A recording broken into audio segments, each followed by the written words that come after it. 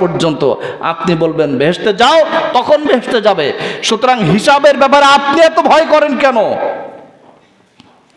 নবীজি বলতেন, সাহাবীরা শোনো, আল্লাহুম্মা হাসিবনি হিসাবান ইয়াসিরা, আয় আল্লাহ তুমি আমাকে সহজ হিসাব নিও কিয়ামতের ময়দানে। এই কথা আমি এই জন্য বলি, তা হলো আল্লাহ কোন নবীদেরকে কিয়ামতের দিন হিসাব নিয়ে জাহান্নামে দিবেন না, কারণ সমস্ত আম্বিয়া আলাইহিমুস সালামদেরকে আল্লাহ মাসুম বেগুনাহ করেছেন। কিন্তু নবীদের উম্মতের ভেতরে আমরা যারা আছি, কোন একজন মানুষকেও যদি আল্লাহ কিয়ামতের দিন জাহান্নামে দেওয়ার নিয়তে ডাকেন, আর সেই ব্যক্তির কাছ থেকে আল্লাহ যদি জিজ্ঞেস করেন, জান্নাতে যাওয়ার মতো কোনো জবাব বান্দা আল্লাহর সামনে দিতে পারবে না। আমি এই কথা আমার জন্য বলি না, শুধু আমার উম্মতকে শেখাবার জন্য বলি। উম্মত জন্য আল্লাহর গোলামি করে আর দুহাত তুলে আল্লাহর কাছে বলে, আল্লাহ কিয়ামতে তুমি আমার সব কথা জিজ্ঞাসা করিও না, কারণ আমরা এখানে যত মানুষ আছি, যে যত ধরনের মাতব্বর থাকি না কেন, কিয়ামতের দিন আল্লাহ যদি আমাদেরকে জাহান্নামে দেওয়ার নিয়তে আমাদেরকে ডাকেন, আল্লাহকে সন্তুষ্ট করার মতন কোনো কিছুই আমরা কামাই করতে পারি নাই, কোনো কিছুই কামাই করতে পারি না। যেমন মনে করেন, যার যে বয়স হয়েছে, এই বয়স পর্যন্ত আল্লাহ আমাদেরকে যে নিয়ামত দান করেছেন পৃথিবীতে, এই নিয়ামতের মধ্য থেকে শুধুমাত্র প্রতি 24 ঘন্টা আমরা যে পানি পান করি, মাটির নিচ থেকে যে পানি ওঠে, মাটির নিচে পানি বানাবার কোনো ক্ষমতা আমাদের আছে? মাটির নিচে কোনো কায়দা আমরা পানি বানাতে পারবো না। হ্যাঁ, যদি বলেন কেন পারি না, পৃথিবীতে হাইড্রোজেন আর অক্সিজেন দুইটা উপাদান একসাথে বিশালে পানি তৈরি হয়, কিন্তু সে পানি হয় বিষাক্ত, সে প্রাণী সে পানি পান করতে পারবে না। কিন্তু মাটির নিচে আল্লাহ যে পানি রেখে দিয়েছেন, শীতের সময় পানিগুলি গরম, আর গরমকালে মাটির নিচের পানিগুলি থাকে ঠান্ডা। আল্লাহ এই যে এনভায়রনমেন্ট তৈরি করে মাটির নিচে বান্দার জন্য পানি রেখে দিয়েছেন, কিয়ামতের দিন আল্লাহ যদি বলেন, মাত্র একটা গ্লাস পানি দিয়ে তোরে যে উপকার করেছিলাম, এক গ্লাস পানি দিয়ে যে উপকার করেছিলাম, সেই কারণে আমার যে শুকর আদায় করার কথা ছিল, আমার যে গোলামি করার কথা হলো, সেই গোলামের হিসাব দিয়ে জান্নাতে যা। এখন বলেন, কোনো মানুষ কি তার হিসাব দিয়ে আল্লাহরে সন্তুষ্ট করে বেহেশতে যাওয়ার কোনো পুঁজি আমাদের আছে? কোনো পুঁজি নাই, কোনো পুঁজি নাই। এখন জুমার নামাজ পড়ে বাড়ি যাওয়ার পরে খানা খেতে বসবো, আমরা খানা খাইতে বসেছে, ভাত, একটা ভাতের দানা তৈরি করার ক্ষমতা মানুষের নাই। ধানগুলি তাতে পানি দেওয়া হয়, পানি দেওয়ার পর সেখান থেকে চারা বের হয়, এই চারাগুলি আবার বীজতলায় লাগানো হয়, সেখান থেকে আবার চারা বের হয়, লম্বা হয়, আবার সেইগুলি জমিতে রোপণ করে দেওয়া হয়, আস্তে আস্তে তা বড় হতে থাকে। এক সময় সেই গাছ থেকে আরও অনেকগুলি ধান বের হয়। এখন সেই ধানের ভেতরে যদি আল্লাহ তাআলা চাউল তৈরি করে না দেন, বান্দার কিছু করার আছে? কিছু ধানের চাউল থাকে, কিছু ধানের মধ্যে চাউল থাকে না, চিটে বলি আমরা, যেগুলো চিটে ওগুলো মানুষের কোনো কাজে লাগে না, ও পশু পাখিরা খায়। মানুষের যা তৈরি করে মানুষেরা খায়, পশু পাখিরা খায়। আমি যা বানাই সব আমার না, কিন্তু একটা জিনিস চিন্তা করে দেখেন, আমরা যা বানাই পৃথিবীতে, যা আমরা করি, সব আমার জন্য না। একটা পরিবারের কর্তা, তিনি সারা রাত দিন 24 ঘন্টা যে পরিশ্রম করেন পরিবারে অর্থ করে ইনকামের জন্য, সব তার জন্য না, এটা তার জন্য, তার পরিবারের লোকদের জন্য, তার আত্মীয়স্বজনের জন্য, তার প্রতিবেশীদের জন্য, তার বাড়িতে যে পশু পাখি থাকে তাদের জন্য, জমিতে যে পোকামাকড় থাকে তাদেরও জন্য। সুতরাং আমি এই পৃথিবীতে যা কিছু করি সব আমার জন্য না। তা যদি হতো তাহলে সারাদিন কাজ করলে 500 টাকা হয়, তো 500 টাকা তিনি নিজে তার কাজে লাগাবেন, পরিবার জন্য ব্যয় করবেন, এরকম কি হয়? তা হয় না। 500 টাকা, 600 টাকা, 1000 টাকা যা হয় না কেন, সেটা তিনি তার নিজের কাজে লাগান, পরিবারের কাজে লাগান, আত্মীয় স্বজনদের কাজে লাগান।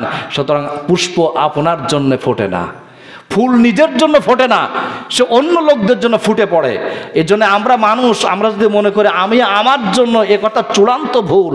আমি আমার জন্য না, আমি আর একজনের চাকর, তিনি আর একজনের চাকর, তিনি আর একজনের চাকর, সবাই মিলে আমরা আল্লাহর গোলাম বা আল্লাহর চাকর। যদি পৃথিবী থেকে চাকরানি করে, চাকরগিরি করে বিদায় হই, আল্লাহ বলছেন কিয়ামতে তোমাদেরকে মেহমানের মতন উঠায় দেওয়া হবে। কোরআন শরীফে আল্লাহ তাআলা বলেছেন, নাফরমান বান্দাদেরকে আমি চোখ কানা করে তুলব, তারা আল্লাহর কাছে জিজ্ঞেস করবে, রাব্বুল আলামিন লিমা হাসারতানি, কেন তুমি আমাদেরকে এইভাবে হাসরের ময়দানে আমাদেরকে উঠালে? আমা, আমরা তো দুনিয়াতে অন্ধ ছিলাম না, অকাদ কুনতু বাসীরা, আমরা দুনিয়ার সব কিছু দেখতাম, কিন্তু আমাদেরকে কানা করে উঠালে কেন?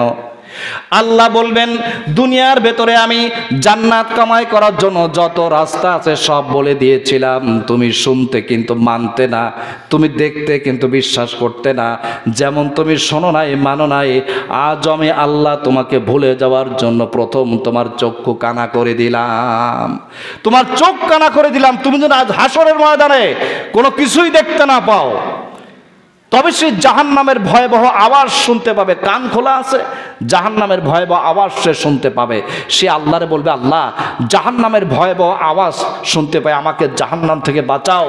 আল্লাহ বলবেন, না, দুনিয়ায় থাকাকালীন আমি তো বলেছিলাম নাহশুরুল মুত্তাকিনা ইলার রহমান ওয়াফদা, যারা তাকওয়া অর্জন করবে, আল্লাহর গোলামি করবে, যা করতে বলেছি তা করবে, যা নিষেধ করেছি তা ছেড়ে দিবে, আমি আমার সেই বান্দাগুলির জন্য কিয়ামতে আজকে হাসরের ময়দানে মেহমানের মতো উঠাবো। দেখতে চাও? অন্ধ মানুষগুলি বলবে, হ্যাঁ দেখতে চাই। আল্লাহ বলবেন, চোখ খুলে দিলাম। আল্লাহ তাআলা বলবেন, চোখ তোদের খুলে দিলাম, দেখ। এই আয়াতের তাফসিরে আল্লাহর নবী বলেছেন, আল্লাহ তার প্রিয় বান্দাদেরকে যখন কিয়ামতের ময়দানে উঠাবেন, সমস্ত আল্লাহর প্রিয় বান্দাদের পরনে আল্লাহ জান্নাতের পোশাক পরাইয়া দিবেন, সমস্ত মানুষের পায়ের নিচে আল্লাহ জান্নাতের জুতা পরাইয়া দিবেন, সমস্ত মানুষের আল্লাহর সামনে দাঁড়াবার জন্য পায়ে হেঁটে হেঁটে আসতে হবে না, কষ্ট করে আসতে হবে না। জান্নাতের ফেরেশতাদেরকে বলবেন, বেহেশত থেকে উট অথবা ঘোড়া এনে আমার বান্দাগুলিকে ঘোড়ার উপরে সওয়ার করায়া আমার সামনে দাঁড় করাইয়া দাও। মানুষগুলি এইভাবে দাঁড় করাই দেওয়া হবে। কানাদেরকে আল্লাহ তাআলা বলবেন, দেখ টাকা কি করে দিলাম, দেখ। কানারা তখন বলবে, চোখ খুলে দেওয়ার পর বলে, আল্লাহ পৃথিবীতে আবার পাঠায় দাও, এখন তুমি যা বলেছো এইবার আন্দাজ হয়েছে আমাদের, পৃথিবীতে আমাদেরকে আবার পাঠাও, যা বলেছো এইবার আন্দাজ হয়েছে। এখন আমরা এখানে যারা আসছি, বলুন তো কিয়ামতে আল্লাহর সামনে দাঁড়াবার পরে দুনিয়াতে আসা যাবে? এই দুনিয়া থেকে যারা চলে গেল তারাই আসতে পারে না, পৃথিবীতে আর ফিরে আসার সুযোগ থাকবে না।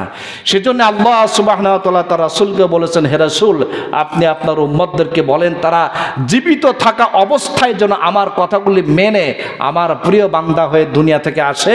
কবর তাদের জন্য জান্নাত হবে, হাসর তাদের জন্য জান্নাত হবে, এবং হিসাব ইয়াসিরা, আমার কাছে ডেকে নিয়ে অল্প কথা জিজ্ঞাসা করব। অল্প কথা কি?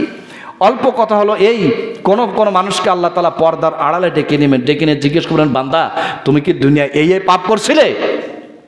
সে বলবে, হ্যাঁ আল্লাহ আমি এই যে অপরাধগুলি করছিলাম দুনিয়া আমলনামায় লেখা, এখন তুমি যদি পড়তে বলো মানুষের সামনে আমার মান ইজ্জত চলে যাবে। আমরা এখানে বহু মানুষ আছি গোপনে গোপনে এমন অপরাধ হয়তো করেছে, এখন আল্লাহর কাছে বলি, আল্লাহ অপরাধ যা করছিলাম তা তো মানুষ জানে না, মরার আগে অপরাধগুলি মানুষের কাছে তুমি যেন প্রকাশ করে দিও না।